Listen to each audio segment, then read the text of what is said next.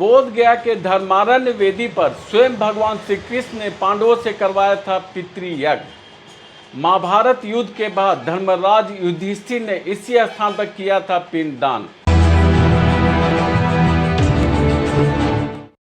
बोध गया पूर्वजों को मोक्ष प्रदान करने के लिए सर्वश्रेष्ठ जगह माने जाने वाली मोक्ष स्थली गया।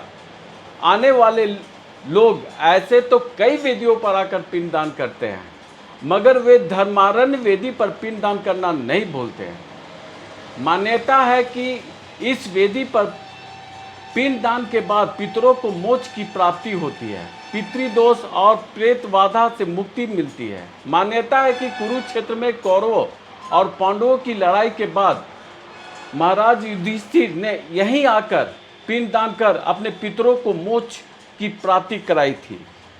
धर्मारण्य वेदी की मान्यता है कि कुरुक्षेत्र में महाभारत युद्ध के बाद स्वयं भगवान श्री कृष्ण यहाँ पांडवों को लेकर आए थे और पितृयज्ञ करवाया था। हिंदू संस्कार में पंचतीर्थ वेदों में धर्मारण्य वेदी की गणना की जाती है। महाभारत युद्ध के दौरान मारे गए लोगों की आत्मा की शांति और पश्चाताप के लिए धर्मराज युधिष्ठिर ने धर्मारण्य वेदी पर यज्ञ का आयोजन कर पिंडदान किया था। धर्मारण्य वेदी पर पिंडदान के कर्मकांड को संपन्न कर पिंड सामग्री को अष्टकमल आकार के धर्मारण्य यज्ञ कूप में श्रद्धालुओं द्वारा विसर्जित किया जाता है। कई पिंडदानी अरहट कूप में त्रिपंडी श्राद्ध के पश्चात प्रेत बाधा से मुक्ति के लिए नारियल छोड़कर अपना आस्था पूर्ण करते हैं।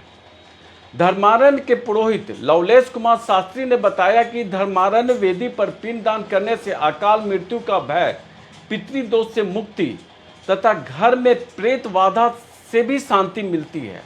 उन्होंने बताया कि पूर्वज जो मृत्यु के बाद प्रेत योनि में प्रवेश कर जाते हैं तथा अपने ही घर में लोगों को तंग करने लगते हैं, उनका यहाँ पिंडदान हो जाने से उन्हें शांति मिल जाती है और मोक्ष प्राप्त कर लेते हैं।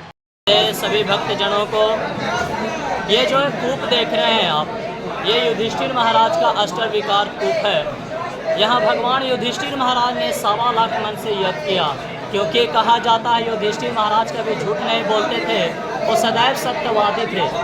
तो उन्हें गुरु दोष भी लगा हुआ था, मिथ्या दोष भी लगा, और गुप्त रूप से उन्होंने बोला अस्वस्थामा नरोवा हत्त से कुंजरे वास्ते। कृष्ण भगवान बोले कि अगर यह बात हम भी बोलेंगे तो अभी किसी तरह का सज्जन विश्वास नहीं करेंगे। यह बात अगर तुम बोलते हो युधिष्ठिर तो सभी लोग विश्वास करते हैं। यह पंक्तियाँ जैसी युधिष्ठिर महाराज बोलते हैं अस्वस्थामा नर, जैसी नर पर आते हैं तैसी पंचध्वनि बज जाती है, बाकी की शब्द सुनाई नहीं देता है। पुत्र के वियोग में प्रदोम में आकर बैठ जाते हैं और वहाँ छल से प्रदोम आकर अपना गला को काट देते हैं द्रौपदी का। भगवान उनको दोष लग गया, गुरु दोष, ब्रह्म दोष, मिथ्या दोष एवं महाभारत में जितने भी सैनिक गण मारे गए थे, जितने भी योद्धा मारे गए, उन सभी के निमित्त उन्होंने 3 यज्ञ किया। अश्वमेध यज्ञ 3 किया, पहला कुरुक्षेत्र में, दूसरा हस्तिनापुर में और तीसरा ये धर्मारण्य में, जहाँ भगवान ने युधिष्ठिर महाराज 1.25 लाख मन से यज्ञ किया। और यज्ञ करने के उपरांत से पान के बेड़े में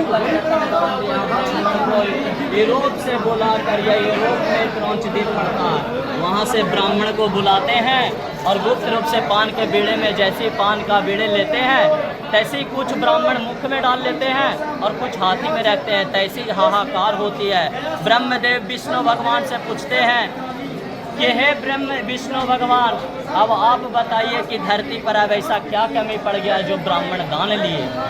त्रेता काल में ब्राह्मण दान नहीं लिया करते थे, उसी समय से दान की प्रवृत्तियाँ चालू हुई और धर्मों की विखंडता भी चालू हुई। यह कूप की यही ऐतिहासिक है। यहाँ पे श्रद्धालु आते हैं गया जी में पिंड दान करने, तो पिंड दान करने जो आते हैं श्रद्धालु दूर दूर से, वह गया जी का 3रा दिन प्रमुख माना गया है ये स्थान। इस स्थान में आप गया जी में कहीं भी पिंड बैठकर आप कर लिए, 5 कोस क्षेत्र में बैठकर आप कहीं भी पिंड किए और उस पिंड को आप युधिष्ठिर महाराज के यज्ञ कूप में लाकर विसर्जन करते हैं तो यश से पूर्वज की ब्रह्मलोक की प्राप्ति होता है, ऐसा शास्त्रों में वर्णित किया गया। मेरा लवकेश कुमार शास्त्री नाम हुआ, मैं ग्राम सिलौंजा का ब्राह्मण हूँ और इस धर्म आस्थान का आचार्य महोदय पंडित जी हूँ।